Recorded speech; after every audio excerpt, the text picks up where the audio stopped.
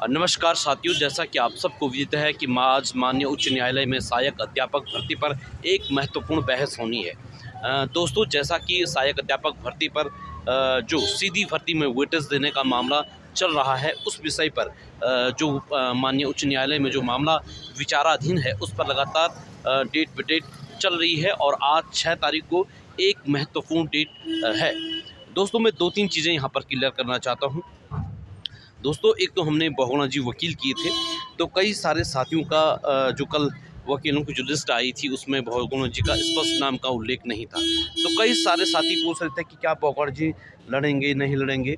तो दोस्तों, मैं इस बात को क्लियर कर देना चाहता हूँ कि वकीलों का पूरा पैनल होता है और वकीलों का केवल एक ही केस नहीं होता है। कोई भी वकालत या उच्च न्यायालय में वकीलों के बहुत सारे केस होते हैं। तो वहाँ पर जो आवेदन करते हैं, तो उनके ग्रुप का कोई एक वकील वहाँ पर आवेदन करता है, लेकिन उस ग्रुप के जितने भी वकील होते हैं, वो उस केस में वहाँ पर खड़े होते हैं। तो बहुगुणा जी आज के केस में हमारी पैरवी करेंगे, ये निश्चित है। और दूसरी बात, मैं महत्वपूर्ण बात कहना चाहता हूँ दोस्तों, जैसा कि कल कई सारे साथी कह रहे थे कि डबल बेंच का क्या हुआ, ये तमाम प्रश्न जो हैं कि ये व्हाट्सएप ग्रुपों में हमारे चल रहे थे। दोस्तों, मैं आपको बता दूं कि जो स्पेशल अर्जी जो अधीनस्थ सेना आयोग के द्वारा डबल ब्रेंच के लिए लगाई गई थी। पहले तो कुछ साथी पूछते थे कि डीपी क्या होता है। डीपी का अर्थ होता है डबल ब्रेंच। जब आपको लगता है कि सिंगल ब्रेंच से हमारे मामले का निर्णय नहीं हो पाएगा, तो वैसी स्थिति में क्या होता है कि डबल ब्रेंच के लिए आवेदन किया जाता है। तो डबल ब्रेंच के लिए अभ्यर्थियों की तरफ से आवेदन नहीं किया गया। डबल ब्रेंच के लिए जो आवेदन किया गया, वो आवेदन किया गया था अधीनस्थ चयन आयोग के द्वारा। लेकिन जो स्पेशल एप्लीकेशन डबल ब्रेंच के लिए लगाई थी, लेकिन उस एप्लीकेशन में क्या होता है कि जो उच्च न्यायालय की एक कमेटी होती है, वो उसके जो तथ्य होते हैं या जो उसमें जो एविडेंस होते हैं, उनकी जांच करता है कि ये जो कागजात हैं इसमें पूरे हैं या नहीं हैं। तो उस कमेटी ने डबल ब्रेंच के लिए जो आयोग ने जो एप्लीकेशन लगाई थी, उसकी जांच की और उसमें कुछ डॉक्यूमेंट उनको पूरे नहीं मिले। जब डॉक्यूमेंट पूरे नहीं मिले, तो उनको समय दिया गया कि आप दोबारा से इसमें डॉक्यूमेंट ऐड करके दोबारा से डबल ब्रेंच के लिए आवेदन करें। तो डबल ब्रेंच के लिए सहायक जो आयोग है, वह 1-2 दिन में अपील करेगा, फिर उस पर सुनवाई होगी। लेकिन दोस्तों, हमारे लिए महत्वपूर्ण ये है कि हमारा जो मामला है वो आज सिंगल ब्रेंच में है। और सिंगल ब्रेंच में जो है कि दोस्तों, आप सबके सहयोग, अनुरोध, आप सबके जो भी इच्छाएं थी, उसके अनुरूप आज सब लोगों ने जो है कि बहुगुणा जी को मैदान में उतार दिया है।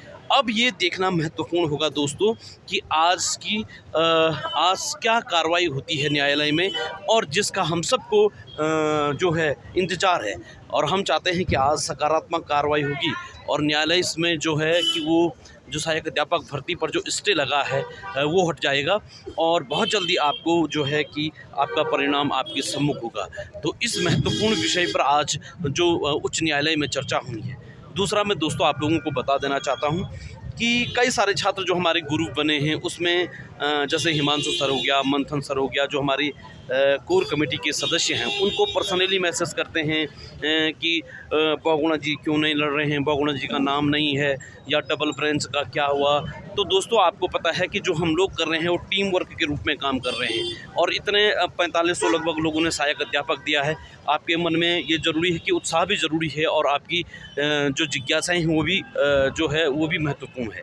लेकिन ये भी ज़रूरी नहीं कि हम हर किसी की जो मैसेज होते हैं, हर किसी के मैसेज का जवाब दे सकें। इसलिए भी नहीं हो पाता है कि क्योंकि दोस्तों, जो हमारे सदस्य लगे हैं, वो सब अपने अपने कामों में लगे हैं। कोई आयोग में देख रहा है, कोई निदेशालय में देख रहा है, कोई सचिवालय के अंदर देख रहा है, कोई ग्रुपों में, जैसे मंथन सने लगातार ग्रुपों में, इतने बड़े बड़े ग्रुप हैं, उनमें गूगल मीट के माध्यम से चीज़ें बताते रहते हैं। हिमांशु सर लगातार अपना जो है कि यहाँ हाई कोर्ट की कार्रवाई में लगे हुए हैं। इसके अलावा जो अजय सर हैं, कई सारे हैं, जैसे प्रियंका मैम हैं, ज्योति मैम हैं, और हमारे देहरादून से गुरुदेव सर हो गए, जगदीश सर हो गए। ये सभी लोग बहुत अच्छा टीम वर्क, लगभग 15-20 लोग इस जो पूरी कार्रवाई है उसके पीछे लगे रहते हैं। दोस्तों, चीज़ें हमें जितनी आसान दिखती है, 2 चीज़ें होती दोस्तों, खासकर आप इस बात को समझिएगा। एक होता है कि जब आप चीज़ के अंदर जब चीज़ों के अंदर काम करके और उसमें घुस कर देखते हैं, खुद उस सिस्टम का पार्ट बन जाते हैं। और एक होता है बाहर से देखना, बाहर से मतलब आप कमरे के अंदर बैठे हैं रजाई के अंदर और आप वहाँ से यूट्यूब में सहायक अध्यापक भर्ती की जो प्रक्रिया, जो आंदोलन उसको देख रहे हैं। और दूसरी चीज़ होती है जब आप आंदोलन में आयोजन करते हैं या वास्तविक धरातल पर जो न्यायिक कार्रवाई है उसमें भाग लेते हैं, तो कितनी उसको बहुत सारी मुश्किलों का सामना करना पड़ता है।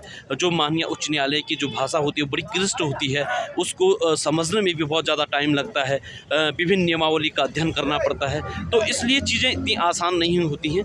मैं समझ सकता हूँ कि आप लोगों की जो जिज्ञासाएँ हैं वो निश्चित रूप से हैं, लेकिन क्या करें, इस समय थोड़ा-सा धैर्य का वक्त है। और मेरा आपसे अनुरोध है कि जैसे कई चीज़ों को आप अपने स्तर से भी खोजेंगे, ढूँढेंगे, तो वो आपके लिए भी बेनिफिट है। जैसे डीपी क्या होता है, जैसे बहुगुणा जी क्यों खड़े नहीं हो रहे हैं, तो ये सब चीज़ें अपने आस-पास जानकार लोगों से आप भी इकट्ठा कर सकते हैं, क्योंकि हमारे जितने भी साथी हैं उनके पास उतना समय नहीं हो पाता है। तो इसलिए दोस्तों, आज के लिए आप सब लोगों को शुभकामनाएँ। ज़रूर जो परिणाम होगा वो हम सब के पक्ष में आएगा और हमारी निश्चित रूप से जीत होगी। इस समय मैं नैनीताल में हूँ, कुछ ही पल में जो कोर्ट की कार्रवाई है उसमें हम भागीदार बनने के लिए जा रहे हैं और हमें न्यायिक व्यवस्था पर पूर्ण विश्वास है कि जो न्यायालय में जो निर्णय होगा वो हम सब के पक्ष में होगा। पुनः आप सबको बहुत बहुत बधाई। नमस्कार।